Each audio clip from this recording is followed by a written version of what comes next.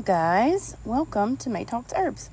So today we're going to do some harvesting on my basil plants. This is the very end of the season because it's starting to get cooler. Of course, there were a couple more that died. Hang on. This is what I got from these over here, but you can't tell because what I'm going to show you guys to do is how to harvest them without killing the plants and also make them want to produce more and in the way that you want it to. So I also got some of my sage. You can see where I trimmed some of the sage today. So this is what it will look like once I harvest all the big leaves off of the plants. As you can see, a few of my babies died and some of my sage died. That was another basil and it passed away in some. This is actually an edible succulent that grows in Mississippi. So I just went ahead and let it go. Like, keep growing, buddy. I'll eat you. You can eat them in salads. They're actually pretty tasty. This is my other one I've already harvested. I could probably get a few more leaves off of this one. But for instructional purposes, we're going to take this bad boy over here and we are going to harvest these because these are they need a little bit of help right now. So the first thing that we're going to do is we're going to pull the leaves, and this is just for a regular harvest. You see those 2 tiny leaves in the top? Actually 4 tiny leaves. 1, 2, 3, 4. I leave those if possible. And I pull straight up. If it leaves part of the leaf, that's fine. They get eaten all the time by bugs because I do natural gardening and I usually use diatomaceous earth, and when it wears off, sometimes the bugs get them. So this is not going to actually hurt the plant, and it's going to encourage these to get bigger and to give more juice to these tiny ones on the bottom, right? Because you're removing what's taking the light source away from those smaller leaves.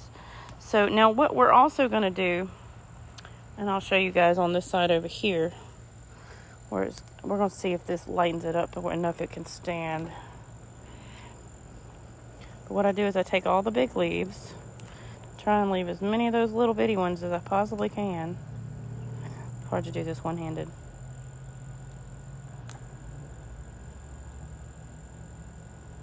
I don't think so. I'm going to have to probably stake this one.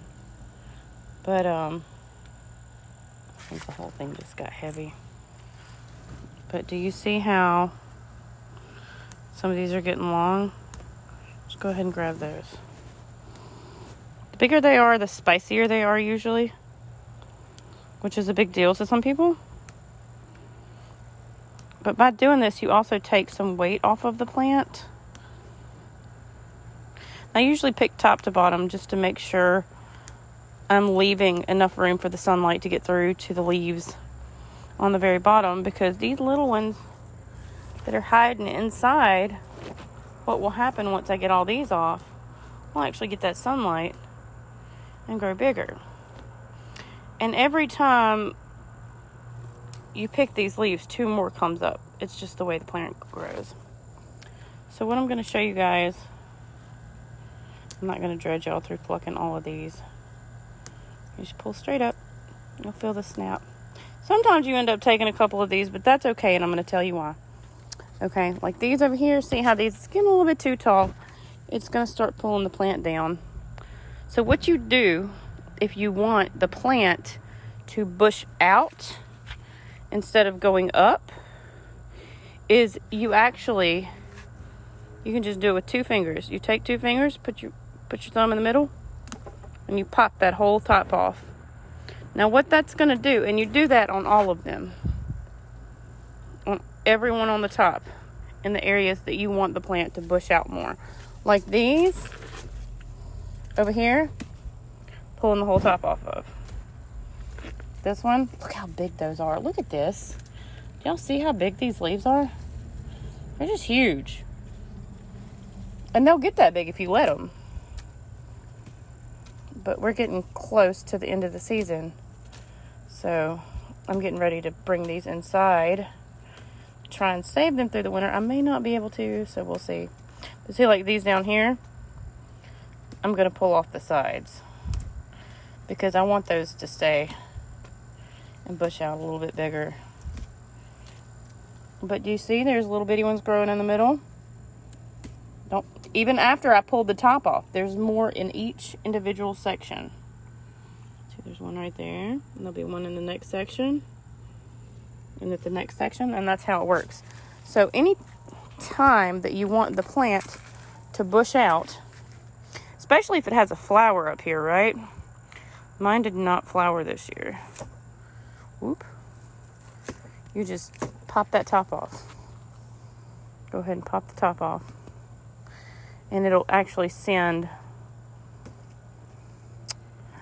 more energy to the rest of the plant.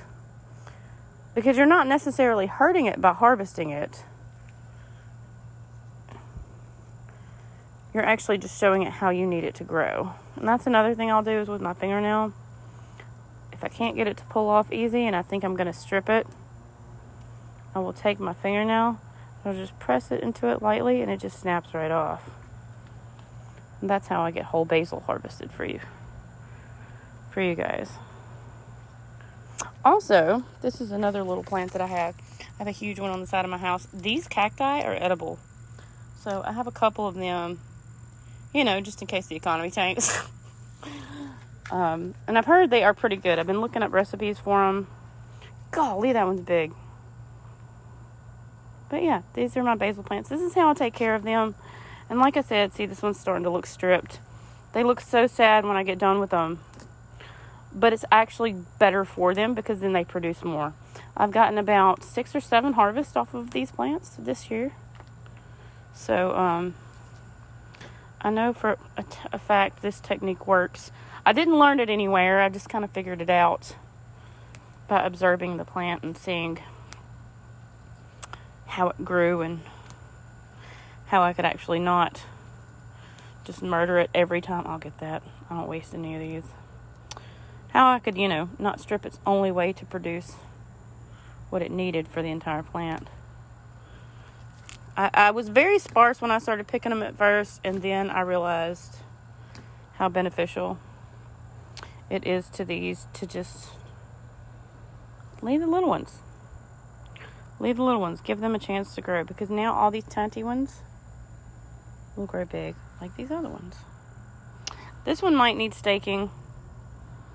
I don't know how rare it is for basil plants to get so big you need to stake them, but that's what's happening with this one. This one's a very hardy plant. This one, ooh, this one's actually coming from here. Okay. I might have to stake this one too. They're not on the best table. I was going to redo that table. This was my daddy's old table tray that was rusting, and so I just went ahead and brought it outside. So when this eventually gets enough water damage, I can pop it out because I couldn't before. And I'm going to put a piece of metal on top of the tray. It's probably sandblasted, bad boy. But, yeah. This is how you get loads of basil to harvest for your family while not stripping your plant, and also encouraging it to grow the way that you want. So this is maybe my only version of May Talks Herbs. But here it is, and I hope you guys enjoyed it. Subscribe and like if you wish, and I love you guys, and I'll totally see you in a new video.